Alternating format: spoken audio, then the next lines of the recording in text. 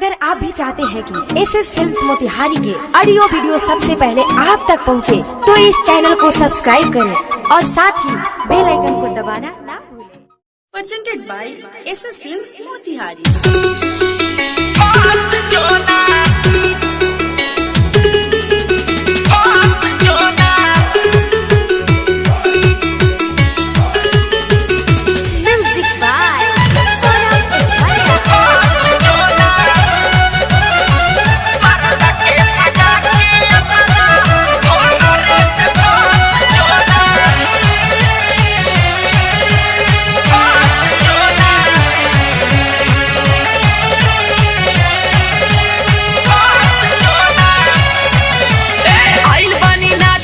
मरद बाटे साथ हरा ना बुझाता तो सबसे सुदा बाटे आफा बेसर में बरका बताओ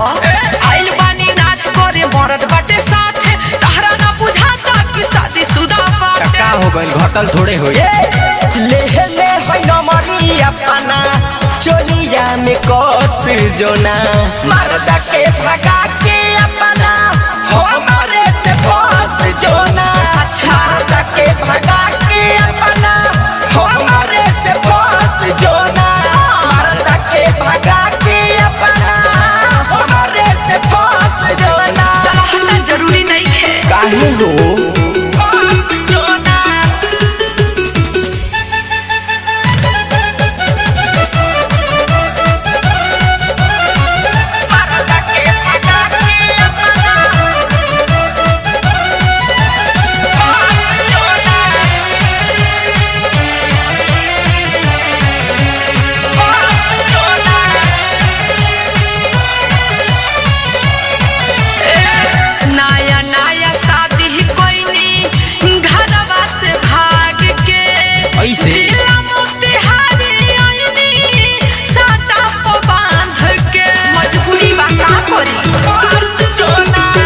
शादी शुदा बारू कौनो फरक नहीं खे जान के मानो कहनवा पूरा कदयार मान के अच्छा हमारा ओर ताकी के रानी एह कबेरी होश जोना मरदा के भगा के अपना हमारे से बस जोना मरदा के भगा के अपना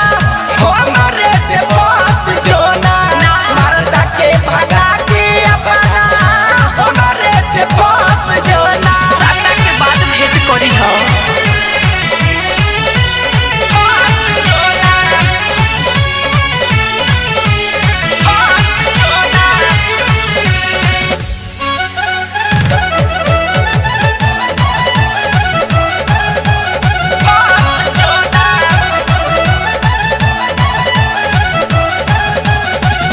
उपेंद्र पिया कर हमरा